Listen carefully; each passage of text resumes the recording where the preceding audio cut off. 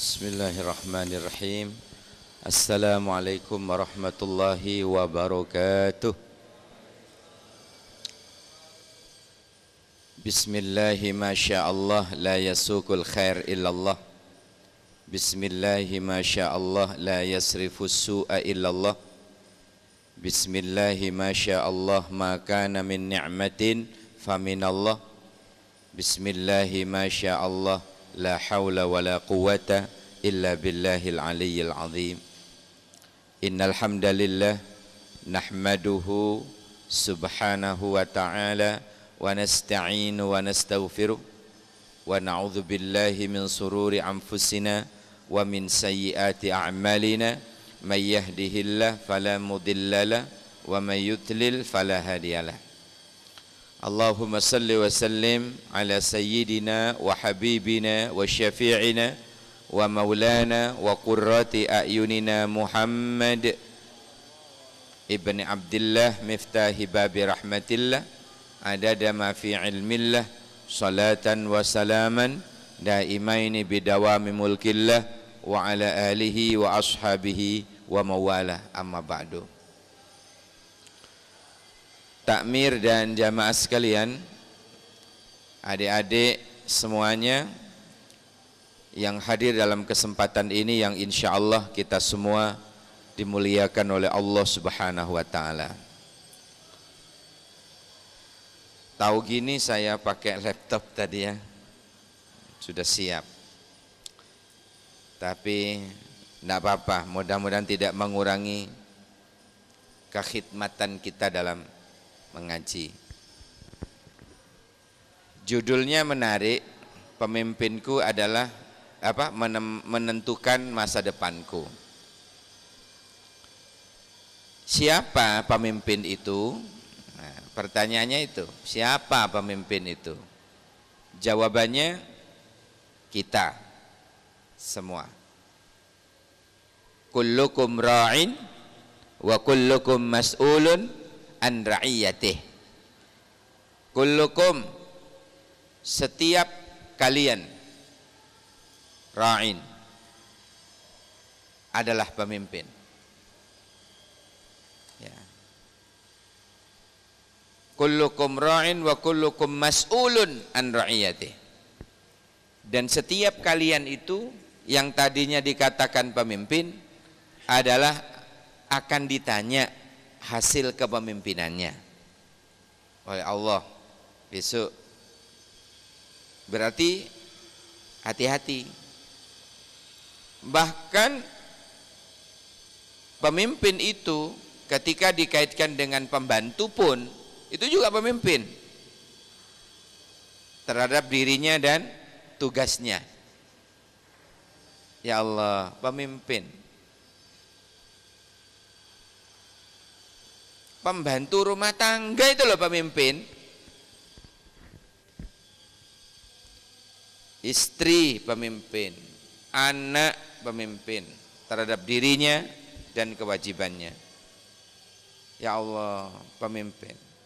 Hanya yang terberat barangkali suami. Ada maksiatnya istri, itu yang ditanya bukan orang tua istri, bukan mertua kita. Yang ditanya siapa mas? Suami. Berat suami.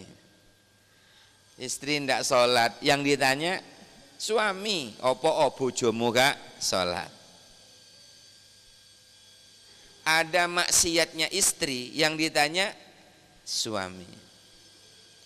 Tidak heran kalau istri itu harus taat pada suami, karena tanggung jawabnya dunia akhirat suami itu. Jadi sekali lagi berat. Kullukum ra'in wa kullukum mas'ulun an ra'iyati.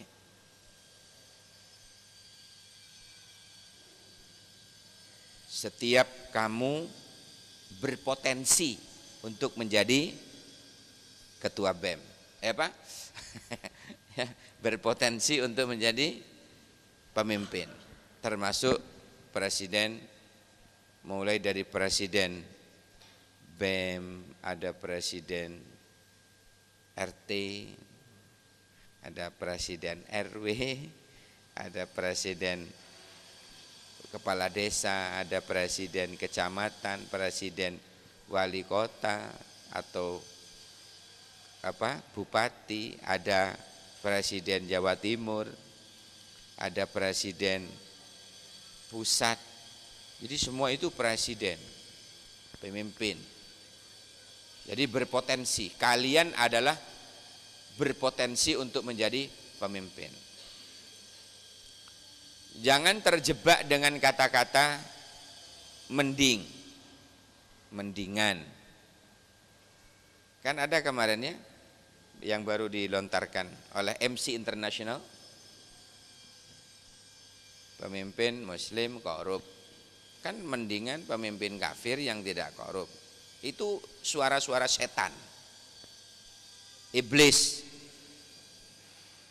Nggak usah diungkap gitu-gitu itu.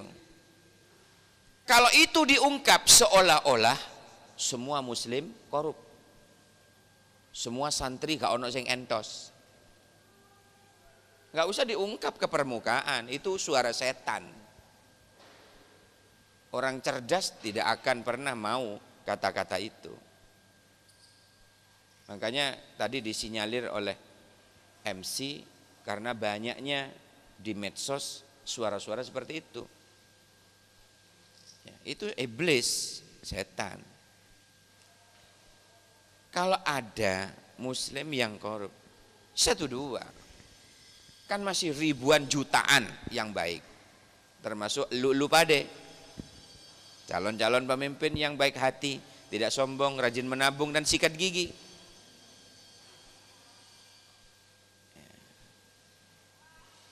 Ini yang hadir ini, saya yakin calon-calon pemimpin yang insya Allah luar biasa. Di UB ini mahasiswanya mulai dulu sampai sekarang subhanallah, rajin-rajin ibadah yang saya tahu. 2:30 sudah bangun ke jeding, pipis. Mari ngono turu manen ndak wudu, tahajud, sujudi sawe keturun. Ya mudah-mudahan kita bisa istiqomah, amin. Itu ya tadi yang pertama, siapa pemimpin itu? Ternyata jawabannya dari Rasulullah adalah kalian semua. Kullukum ra'in wa kullukum mas'ulun an ra'iyatih. Setiap diri kalian punya potensi untuk menjadi pemimpin, pantas untuk jadi pemimpin. Tetapi ingat, wa kullukum mas'ulun an ra'iyatih. Tapi setiap pemimpin itu, setiap kalian itu akan dimintai pertanggungjawaban besok di akhirat atas hasil kepemimpinannya. Kamu memimpin ini ya, oh iya, wah, ada apa-apanya kita tanggung jawab. Ya, itu maksudnya. Yang pertama. Sekarang yang kedua, pemimpin yang bagaimana yang pemimpin itu bisa disebut sukses, sehingga anak buah termasuk kita ini menjadi sukses juga. Makanya judulnya pemimpinku menentukan masa depanku. Itu pemimpin yang bagaimana, bukan pemimpin sembarangan. Coba buka dalam Al-Quran surat Al-A'la ayat 14-15. Al-A'la ayat 14-15. Tidak usah dibuka pun sampean sudah hafal di luar rambut. Qad aflaha man tazakka wa dzakara asma rabbih fasalla. Sapa sing ngomong gak hafal? Mesti hafal. Itu kita bahas coba. Qad aflaha man tazakka. Qad aflaha. Sungguh. Qad itu kalau ketemu fi'il madi bermakna sungguh. Tapi kalau qad ketemu fi'il mudhari bermakna kadang-kadang. Qad darabah. sungguh-sungguh telah memukul. Kalau qad yadribu, kadang-kadang dia memukul. Qad kalau ketemu fi'il madi bermakna sungguh-sungguh. Tapi kalau qad ketemu fi'il mudhari bermakna kadang-kadang. Kira-kira aflaha itu fi'il mudhari apa fi'il madi? Madi. Qad aflaha, sungguh telah beruntung.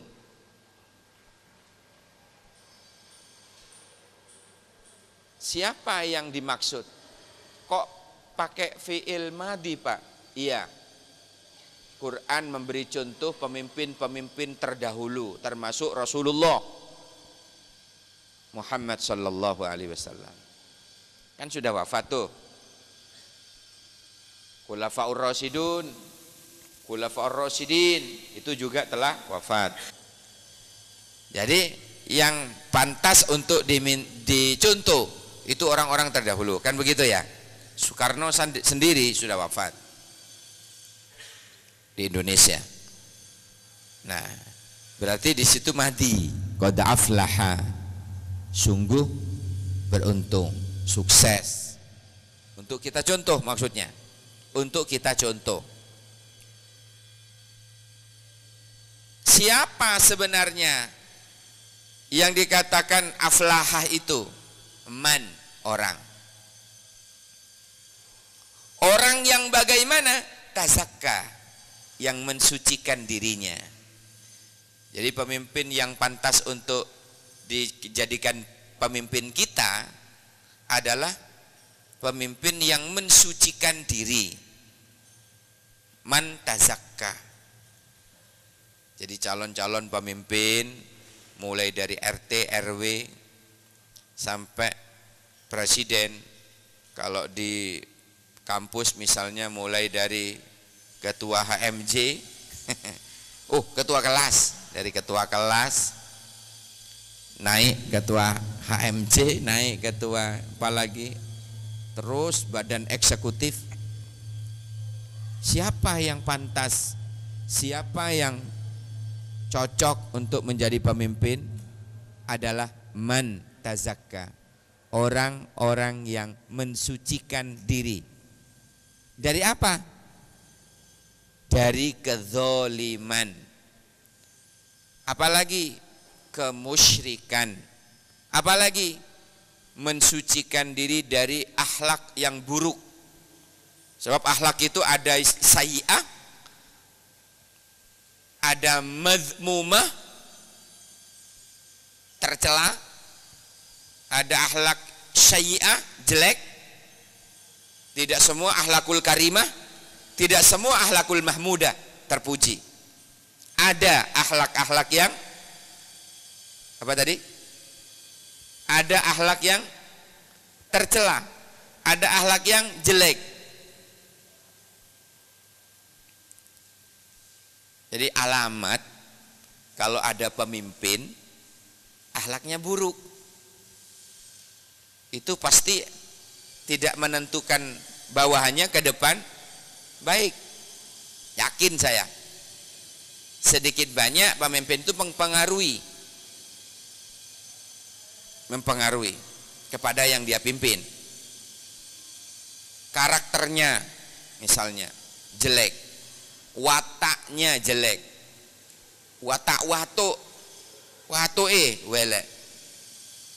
Pemimpin itu akan ditiru oleh yang dipimpin. Gimana watuk welek? Sakwahingnya welek, tindak tanduknya welek, watak watuknya, bahkan wahingnya welek. Misalnya pemimpin wahingi welek, simbol. Tapi kalau pemimpin yang baik, alhamdulillah, langsung menyebut nama Allah, langsung menyebut nama Allah. Terus para yang dipimpinnya mendengar, menjawab langsung. Gimana mas? yarhamukallah, semoga Allah merahmatimu. Kemudian setelah itu dijawab lagi, yahdikumullah wa yuslih balakum. Ini baru urusan wahing saja sudah saling mendoakan. Ini hebatnya Islam. Baru bab wahing saja sudah saling mendoakan. Yahdikumullah wa yuslih balakum. Semoga Allah memberikan hidayah kepadamu dan kedamaian. Nah, yang didoain tadi mendoakan lagi. Gimana? Jawabannya gimana terakhir? Ya sudahlah, cukup sudah. Kok kepanjangan? Kelak wahing maneh. Ini kan sifat bawaan dari pemimpin. Tapi kalau jelek, hasilnya jelek. Tapi kalau pemimpin itu bagus, maka akan mempengaruhi kepada yang dia pimpin. Siapa lagi tadi? Man tazakka, orang yang mensucikan diri. Dari apa tadi? Dari kezaliman. Pemimpin yang membersihkan diri dari kemusyrikan. Pemimpin yang mensucikan diri dari akhlak buruk, akhlak yang akhlakus sayyi'ah wa akhlakul madmumah. Ini berasal dari qad aflaha man tazakka. Maka sedikit banyak akan mempengaruhi orang yang dia pimpin. Misalnya pemimpinnya membersihkan diri dari kezaliman, maka yang dipimpin akan selamat dari kezaliman. Pemimpin membersihkan diri dari kesyirikan, kemusyrikan, yang dipimpin insya Allah jauh dari kemusyrikan.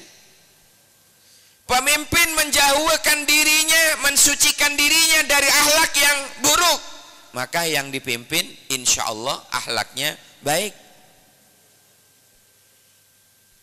Contoh dalam rumah tangga, kebanyakan pemimpin rumah tangga, seorang bapak, seorang ayah yang baik, condongnya untuk ditiru oleh anaknya, ditiru oleh istrinya, ditiru oleh anggota keluarga itu.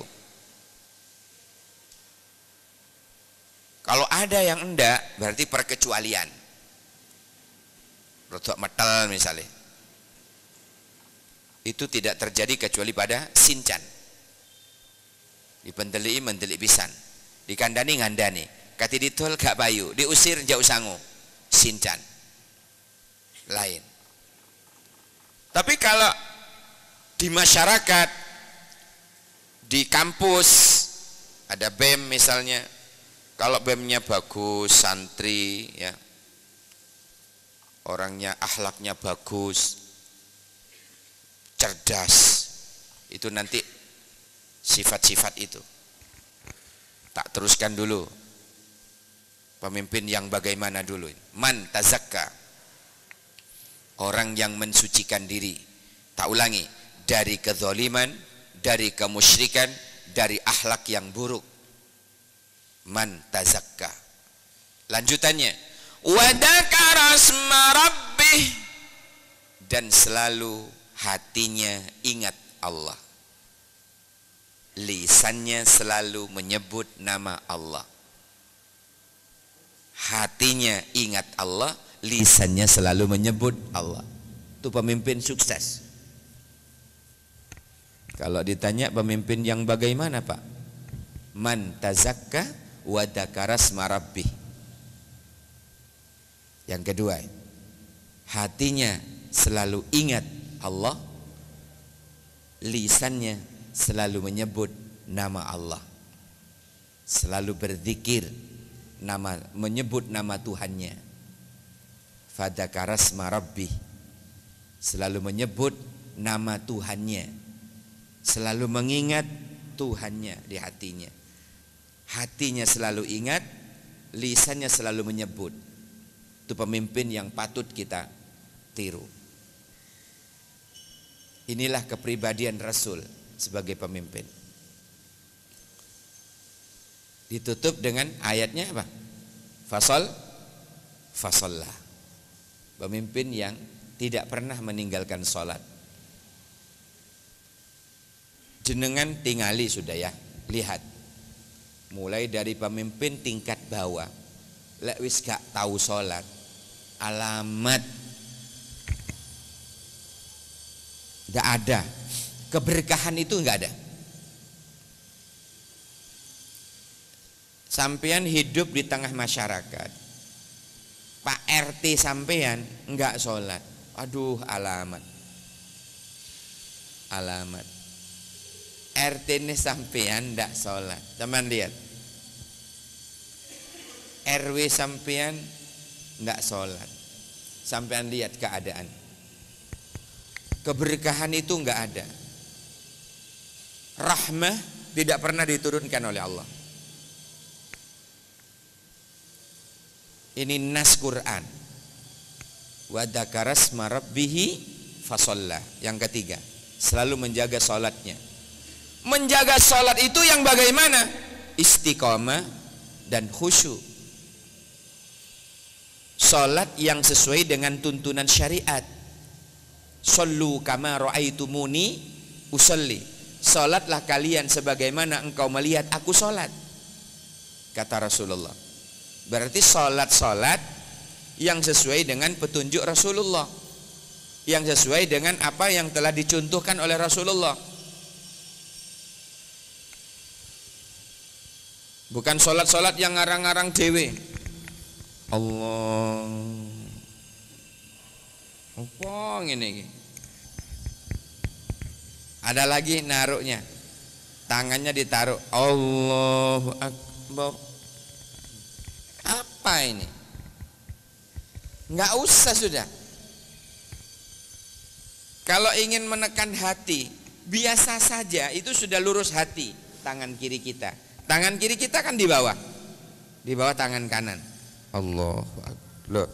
Ini saja sudah lurus ke sini, menekan hati. Loh kalau ke sini malah ke paru-paru. Nggak usah. Kan ada orang kamelinti kayak begitu. Jumatan, Allahu Akbar. Kalau hanya sekedar naruhnya di dada, Allahu Akbar, ada hadisnya. Allahu Akbar di perut, ada hadisnya. Allahu Akbar di utel, ada hadisnya. Allahu Akbar bawahnya utel titik, ono hadise. Bahkan Allahu Akbar ada hadisnya. Santailah. Yang tidak boleh Allahu Akbar. Ini yang tidak boleh. Ini menentang Gusti Allah. Allah. Itulah pokok. Kan sama dengan begitu. Ini yang tidak boleh. Ya. Tapi kalau sekedar Allahu Akbar, cara naruhnya, tujuannya apa sih? Ada begini, ada begini, ada begini, ada begini. Tujuannya adalah biar dengan temannya rapat ininya. Kenapa tidak boleh begini? Mengganggu stabilitas nasional, mengganggu temannya. Di samping tidak sopan. Allah. Nah, ini tetap ya, ini biar dengan teman kita tetap apa tadi? Rapat. Tujuannya. Makanya kita dianjurkan selalu berjamaah. Dianjurkan terus berjamaah. Atan Nabi sallallahu alaihi wasallam rajulun a'ma. Abi Hurairah meriwayatkan, ya, dulu Nabi pernah didatangi seorang laki-laki yang buta, Ummi Maktum. didatangi oleh beliau, Rasulullah didatangi, minta rukhsah, ya Rasulullah, saya ini buta, ma indi qa'idun ilal masjid, saya tidak punya penuntun yang nuntun saya ke masjid. Rumah dan masjid itu penuh dengan binatang buas. Misalnya apa? Kalajengking, ular, ya kan? Kalajengking, ular. Ya Allah, saya tidak ada teman untuk mengantar saya sampai ke masjid ya Rasulullah. Tolong ya Rasul, boleh ya, please help me. Saya sholat di rumah aja. Melihat kondisi seperti itu, rasa kemanusiaannya Rasulullah pada waktu itu muncul. Seakan, ya wes, ancane ngono ya wes. Matur nuwun ya Rasulullah, ndang mulai deh. Baru melangkah satu langkah, panggil lagi oleh Rasulullah. Pak, sini. Dia noleh lagi. Kak Dinto ya Rasulullah. Benar-benar apa? Ada apa ya Rasul? Hal sami'tan nida? Apakah sampean mendengar adzan? Qala, na'am. Iya ya Rasulullah. Qala Rasulullah, fa'ajib.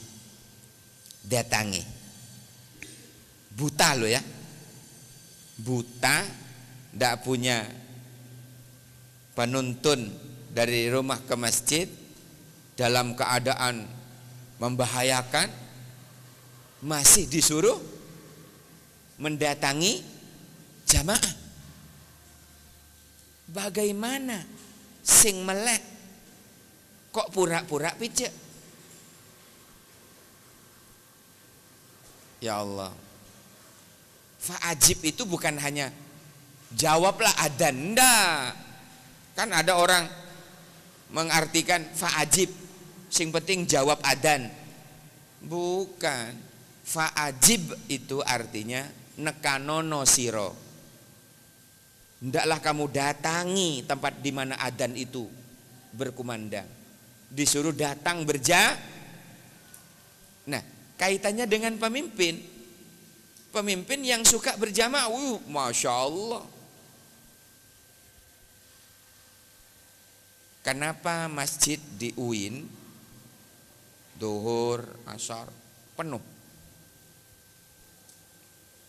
Karena rektornya di depan.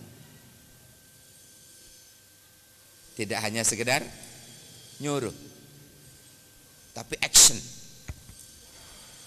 Kenapa pegawai-pegawai, dosen-dosen mak gerutuk masjid? Awal-awal karena yang nyuruh bukan hanya sekedar nyuruh, tapi memberi contoh. Sudah di depan, rektornya sudah di depan, di soft pertama. Pemimpin yang rajin seperti itu pantas untuk menjadi pemimpin. Yang terpilih nanti semoga BEM kita yang santri, yang rajin ibadah, rajin jamaah. Allahumma amin. Itu akan menentukan nasib kita, mewarnai yang dipimpinnya. Masya Allah. Jadi sekali lagi, saya tak cerita dulu deh nih. Saya itu ceramah, alhamdulillah, dari ujung sana sampai ujung barat sudah pernah saya sabar. Wis tahu tak sobo iku lho. Pernah saya sabar. Ternyata banyak penyakit-penyakit yang membahayakan. Di antaranya penyakit lumpuh. Mudah-mudahan tidak sampai ke sini. Penyakit lumpuh, moro-moro lumpuh. Waduh, ini bahaya ini. Belum merit lagi. Maksudnya begini. Orang itu kalau diajak nonton dangdutan, kuat, bisa jalan. Di mall naik turun apa itu? Eskalator. Atau eskalatornya mati, dia bisa jalan. Hebat. Keliling lapangan, oke. Jogging, oke. Tapi begitu dengar azan masuk waktu sholat, wayai jamaah ke masjid, lumpuh dadak. Itu yang saya maksud. Lumpuh dadak. Masya Allah. Orang-orang pilihan kita ini bisa hadir ke sini. Orang-orang yang dipilih oleh Allah, tidak sembarangan orang. Greget ngaji, di mana orang ngaji seperti ini kata Rasulullah, khairun min mi'a raka'atin minan nawafil. Ngaji satu bab saja pahalanya itu lebih besar daripada sholat sunnah 100 rakaat. Pernah sholat sunnah 100 rakaat langsung? Pernah. Itu sih lebih apik mas, sampean duduk ngeten nih ngaji,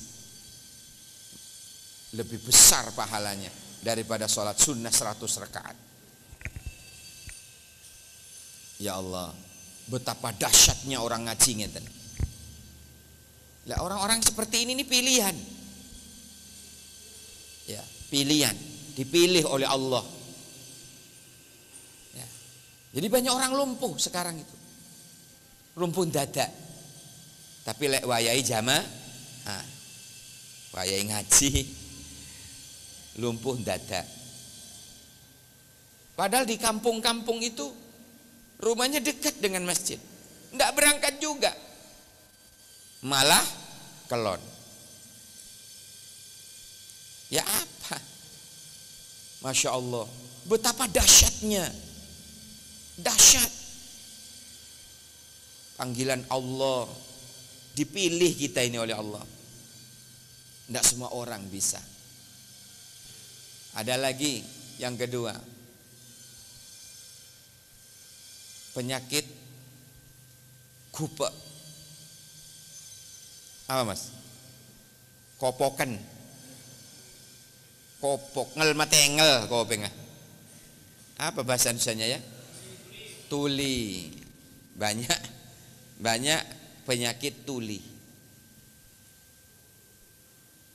Mudah-mudahan tidak menjalar ke sini.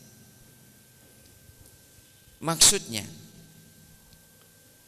dia goreng tahu di pawon, goreng tahu, kasih minyak, rame itu,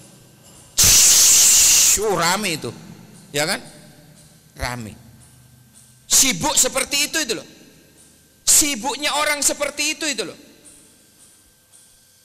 Rame wajahnya, suasana rame. Mas, dengar di kamar HP bunyi, volumenya kecil, dengar, ya kan? Volumenya kecil, HP-nya bunyi, dia tinggalkan pekerjaannya yang sibuk tadi itu demi mendatangi panggilan HP. Suaranya kecil. Sakitnya tuh di sini. Sakitnya tuh di sini. Ada apa? Musiknya itu kecil. Dengar. Langsung mendatangi suara di mana HP itu bunyi. Masya Allah. Dengar.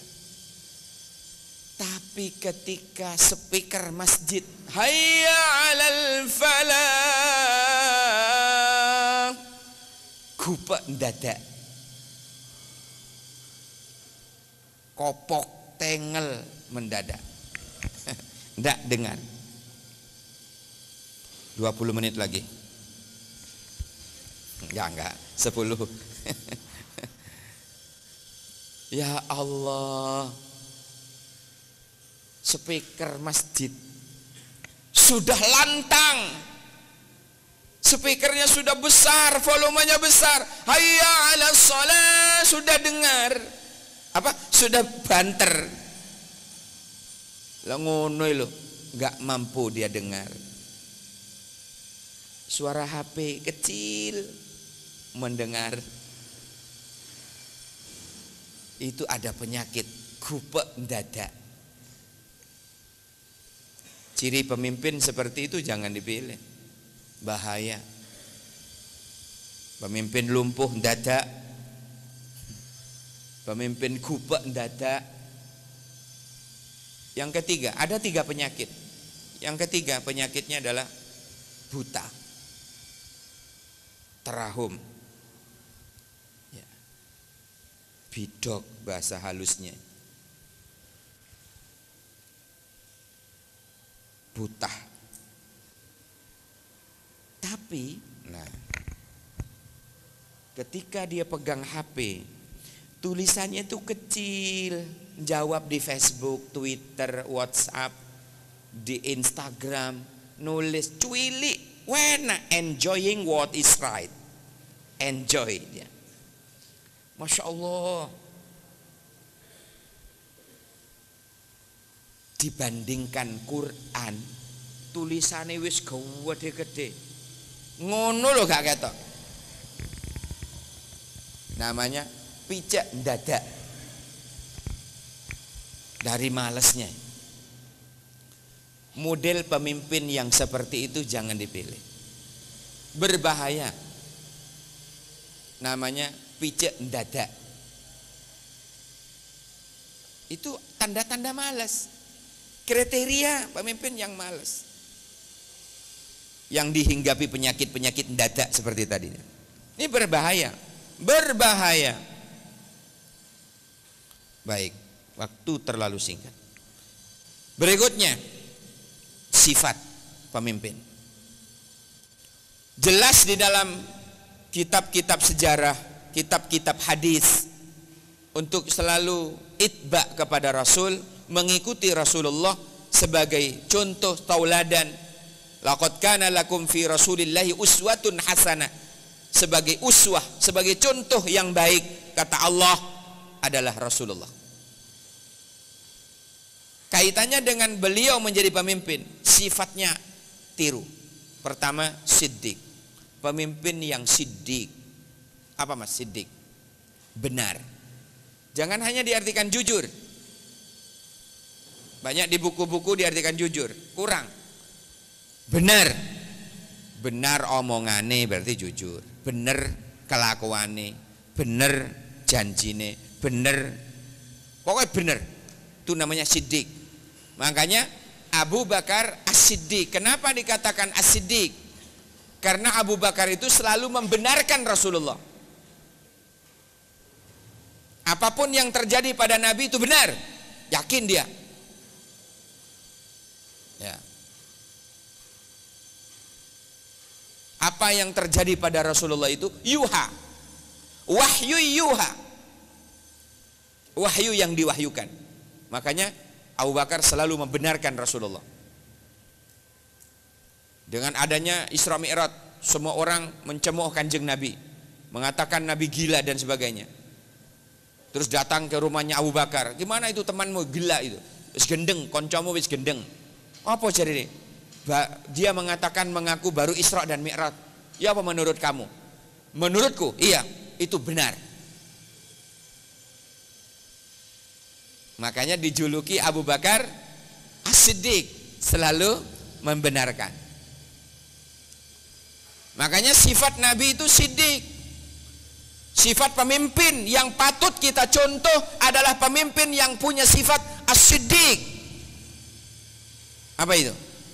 Benar. Ucapannya benar, janjinya benar. Janji-janji dalam kampanye benar untuk merealisasikan programnya. Benar. Itu siddiq. Yang kedua, siddiq amanah. Apa amanah? Bisa dipercaya. Sama dengan jujur.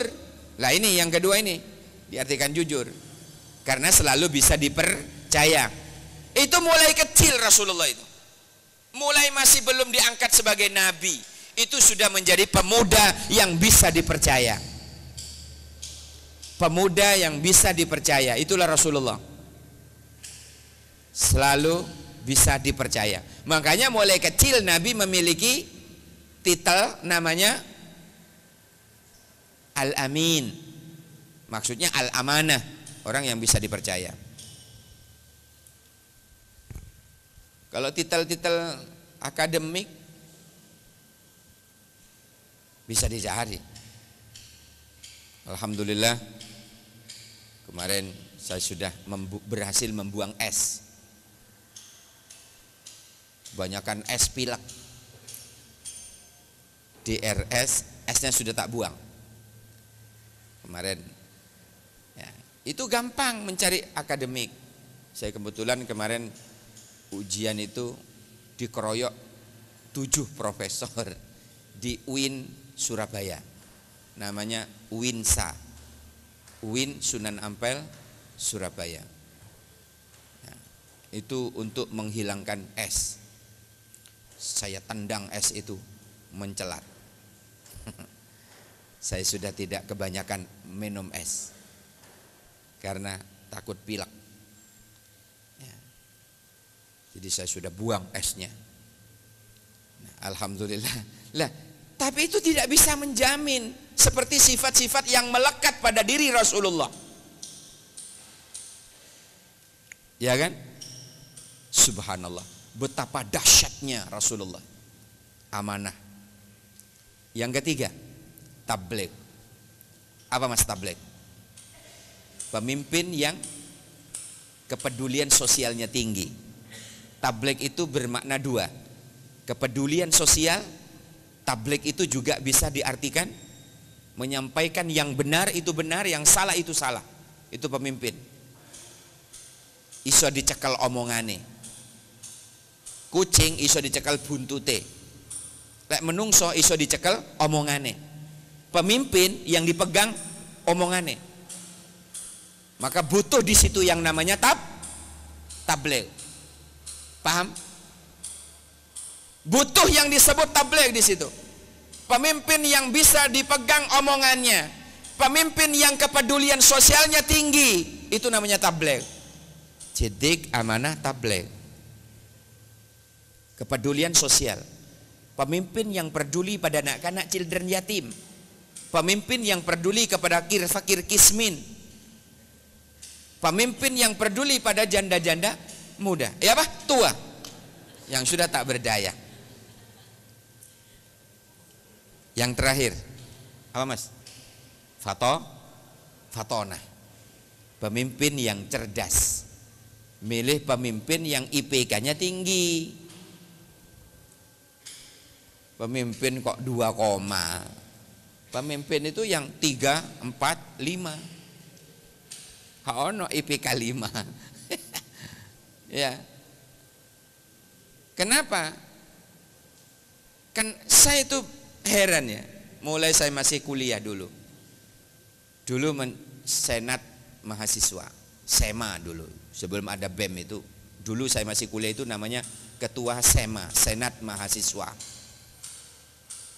Pengurus-pengurusnya itu, termasuk saya juga termasuk pengurus. Rata-rata IPK-nya kok tinggi-tinggi. Kenapa? Karena tidak mau menjadi contoh yang jelek bagi anak buah.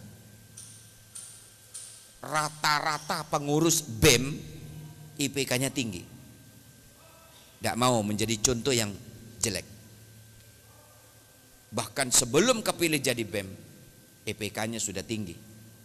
Itu menandakan bahwa dirinya adalah fatonah. Apa fatonah tadi? cerdas, punya strategi, punya program, schedule-nya jelas. Itu namanya pemimpin. Makanya disebut menentukan nasib kita. Pemimpinku menentukan masa depanku. Kenapa? Pemimpin yang cerdas itu memiliki apa?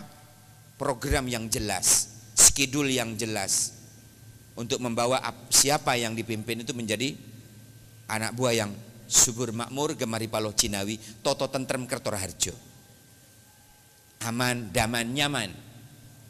Ya. Oke, demikian yang bisa saya sampaikan, semoga ada barokah manfaatnya. Saya kembalikan kepada MC International untuk memimpin jalannya diskusi. Ya. Ya, alhamdulillah ya. Terima kasih kepada Ustadz Sudirman telah menyampaikan materinya tadi. Sebelum kita beranjak ke sesi tanya jawab, saya ingin mereview sedikit tentang materi tadi. Pertama yaitu setiap dari kita adalah pemimpin dan setiap daripada kita itu akan dimintai pertanggungjawaban atas apa yang telah kita pimpin. Kemudian pemimpin itu ialah pemimpin yang mensucikan diri dari kezaliman, kemusyrikan, dan dari akhlak yang buruk. Kemudian pemimpin itu ialah pemimpin yang selalu ingat Allah, yang hatinya selalu ingat Allah dan lisannya selalu menyebut nama Allah. Selanjutnya pemimpin itu ialah pemimpin yang tidak pernah meninggalkan sholat dan sholat dengan istiqomah serta khusyuk sesuai dengan yang dicontohkan oleh Nabi Muhammad SAW. Ya, selanjutnya sesi tanya jawab. Karena waktunya mepet maghrib ya, diberikan kesempatan hanya satu kepada yang ikhwan. Masih jauh? Oh ya. Satu dulu buat yang ikhwan dan yang akhwat satu. Mungkin yang akhwat bisa ditulis di kertas gitu pertanyaannya atau diomong langsung. Ya, yang ikhwan gimana nih? Ya. Mas Rosid aja dulu.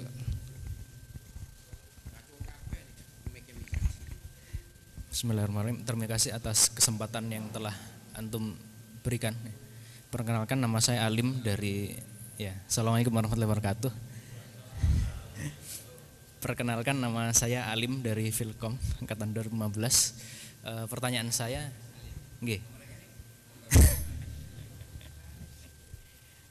pertanyaan saya berdasarkan tadi yang saya simak dari materi yang Ustadz Sudirman sampaikan, bahwasannya kriteria pemimpin yang tadi itu berdasarkan dari aspek kepribadian dan akhlak gitu. Pertanyaan saya adalah dalam aspek kebijakan, adakah hal-hal yang perlu kita pertimbangkan dalam memilih pemimpin, calon pemimpin kita? Sekian dari saya. Terima kasih. Wassalamualaikum warahmatullahi wabarakatuh.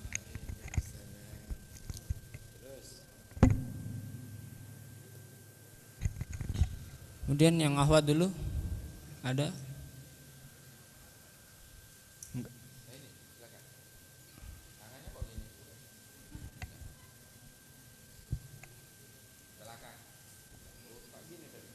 Ada yang akhwat? Enggak ada. Ya, yang Ikhwan ada. Malu bertanya? Satu. Tulis di kertas. Siapa yang malu bertanya, tulis di kertas.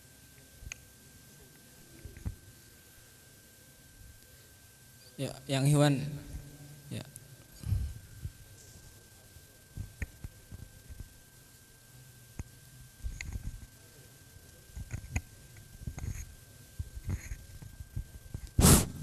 Assalamualaikum warahmatullahi wabarakatuh. Tadi dijelaskan bahwa setiap dari kita adalah pemimpin dan setiap pemimpin akan dimintai pertanggungjawaban. Di sini saya ingin bertanya Ustadz, yaitu tentang pemimpin negara kita, yaitu presiden. Bagaimana jika presiden dalam kepemimpinannya masih banyak masyarakatnya yang terjadi banyak masyarakatnya yang kelaparan, atau masih terjadi banyak maksiat di mana-mana, dan itu siapa yang harus disalahkan Ustadz? apakah kita atau pemimpin kita. Di sisi lain contoh Presiden Indonesia yang memimpin 200 juta penduduk lebih tidak memiliki seperti manusia biasa pada umumnya, tidak mungkin memiliki kemampuan untuk meneliti rakyatnya secara menyeluruh atau secara detail satu persatu. Cukup, terima kasih.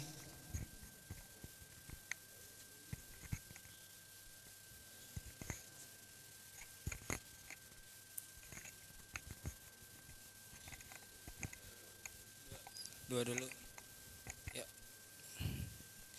Silahkan pada Ustadz untuk menjawab.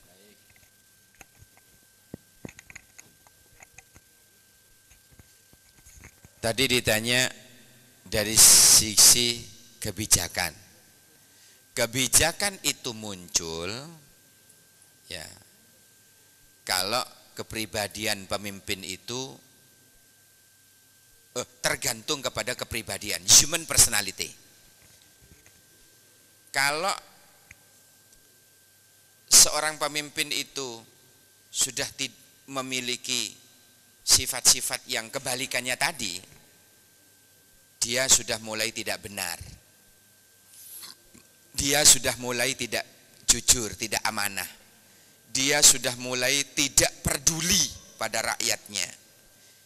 Pemimpin yang tidak pernah memiliki kecerdasan, otomatis yang muncul nanti kebijakan-kebijakan negatif. Paham? Kebijakan seorang pemimpin itu akan muncul ketergantungan kepada human personality, kepribadiannya. Tapi ingat, kalau pemimpin itu memiliki kepribadian yang bagus, yang soleh, dia itu ada orang yang benar, siddiq. Dia adalah pemimpin yang amanah, bisa dipercaya, jujur. Pemimpin yang kepedulian sosialnya tinggi, bisa menyampaikan yang benar itu benar, yang salah itu salah. Dan bahkan pemimpin yang cerdas, memiliki IQ yang tinggi. Apa yang terjadi ketika mengeluarkan kebijakan? Pasti yang positif. Jadi bagaimana menyikapi seorang pemimpin ditinjau dari segi kebijakan? Jawabannya menunggu hasil dari kepribadiannya. Makanya pemimpin-pemimpin yang memiliki kebijakan yang positif itu bersumber dari kepribadian yang baik. Sebaliknya, kalau ada pemimpin yang mengeluarkan kebijakan-kebijakan yang jelek, yang condong untuk merugikan rakyatnya, menggusur rakyatnya seenaknya, menimbulkan kemiskinan baru di suatu daerah, menggusur dan lain sebagainya, maka itu memiliki kepribadian yang jelek. Maka kebijakannya pun juga jelek. Itu yang dimaksud. Jadi kebijakan itu muncul berupa kebijakan yang positif karena lahir dari seorang pemimpin yang memiliki kepribadian yang positif. Logikanya itu begitu. Sama ketika kebijakan itu jelek, kebijakannya negatif karena muncul dari kepribadian pemimpin yang jelek. Berarti kesimpulan pertanyaan pertama, kebijakan itu tergantung kepada human personality, kepribadian, kemanusiaan si pemimpin itu sendiri. Jangan sampai forbidding what is wrong, melahirkan kemungkaran. Kebijakannya melahirkan kemungkaran. Naudzubillah. Pertanyaan kedua, siapa yang bertanggung jawab? Kalau dalam skala ini adalah presiden, di mana di pelosok-pelosok daerah masih banyak yang kelaparan. Pemimpin seperti presiden yakin tidak akan mampu kalau bekerja sendiri. Turun gunung, turun ke daerah, ngatasi miskin-miskin itu. Tidak mungkin, Mas. Bagaimana caranya? Presiden membawai gubernur. Gubernur membawai wali kota. Wali kota membawai camat. Camat membawahi kelurahan. Kelurahanlah sebagai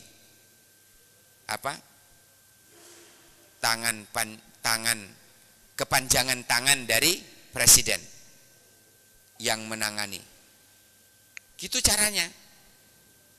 Kalau presiden menang wae, di daerah itu ada kelaparan dan lain sebagainya, menang, tidak menginstruksikan ke bawahannya namanya gubernur, lalu gubernurnya diam, tidak menginstruksikan pada wali kota juga diam, tidak menginstruksikan kepada camat, camat pun diam, tidak menginstruksikan kepala kelurahan, dan kepala kelurahan juga diam melihat warganya yang nasibnya seperti itu.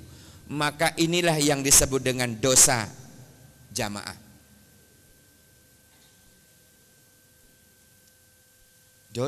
Dosa besar, karena tidak memberikan kesejahteraan. Jadi jangan dianggap enteng. Jadi sekali lagi caranya, presiden itu untuk turun langsung tidak memungkinkan. Turun langsung ke daerah-daerah. Tidak tahu, Mas, tidak ngerti. Bukan, yang ngerti adalah lingkungan. Misalnya ada dalam satu RT. Di dalam satu RT itu ada orang yang melarat, susah secara ekonomi. Delik lagi, omai. Apa presiden tahu? Tidak tahu, Mas. Siapa yang tahu? Presiden RT. Mengajukan ke RW, RW mengajukan ke kelurahan, kelurahan mengajukan ke kecamatan, terus sampai ke presiden. Lalu presiden menurunkan kebijakan, turun bantuan. Itu caranya. Jadi tidak bisa serta-merta bekerja sendiri. Beda dengan khalifah. Kalau khalifah dulu, subhanallah, kita tahu dalam sejarah. Coba beli buku kepemimpinan Umar bin Khattab, mulai dari kisah beliau itu. Saran saya ya mahasiswa ini, biar memiliki wawasan kepemimpinan, wawasan leadership yang bagus, sering-seringlah baca tokoh, cerita tentang tokoh-tokoh itu loh, coba dibaca. Kalau dalam Islam itu ada yang disebut kitab Hayatus Sahabah, kehidupan para sahabat. Hayatus Sahabah, ya Allah, akan membuka cakrawala pemikiran kita. Subhanallah. Coba baca kurikulum vitae para tokoh, itu akan melahirkan corak pemikiran kita ini akan berbeda dari sebelumnya. Subhanallah. Yakin. Sering-seringlah membaca apa itu yang disebut, kan banyak buku-buku pribadi itu loh, apa namanya, biografi, buku-buku biografi. Biografi pemimpin Jenderal Sudirman misalnya. Jenderalnya hilang, tinggal Sudirmannya. Itu penting. 9 menit lagi. Angka 5 menit. Ya. Jadi sekali lagi, kebijakan kalau di presiden berbeda dengan ketika kita bicara khalifah. Kalau khalifah, subhanallah Mas, seorang khalifah bukan hanya sekedar pemimpin negara, tetapi juga pemimpin agama dulu itu. Mereka itu ikhlas turun ke bawah. Lihat, seperti ceritanya Umar bin Khattab ketika jalan menemui rakyatnya kelaparan, anaknya nangis di tengah malam kelaparan. Pulang langsung ambil dia gandum, bahan makanan pokok, dibawa sendiri, dipikul sendiri, bayangkan. Diberikan itu. Ngelek-ngelek no khalifah di depan Umar. Padahal khalifahnya ya Umar yang membantu. Aduh, itu kan berarti kan tidak kenal, tidak tahu. Semestinya itu RT lah yang kan tanggung jawab itu. Tapi khalifah turun.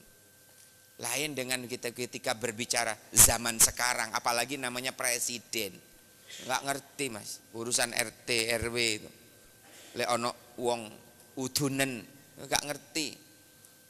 Artinya ngeluh di bawah itu nggak ngerti. Kalau dulu zaman khalifah, subhanallah, terjun turba turun ke bawah, luar biasa. Makanya saran saya ketika sudah berubah menjadi istilah presiden, di situ harus koordinasi terus antara presiden ke gubernur, gubernur ke wali kota ke camat, camat ke kelurahan, itu terus berurusan sebagai kesinambungan kepemimpinan. Tidak bisa berdiri sendiri-sendiri. Jangankan kok presiden, gubernur saja itu tidak ngerti di bawah itu apa yang terjadi tanpa ada laporan. Paham ya? Jangan jauh ketika bicara khalifah, jauh beda. Kalau khalifah masya Allah dulu. Oke? Itu mas.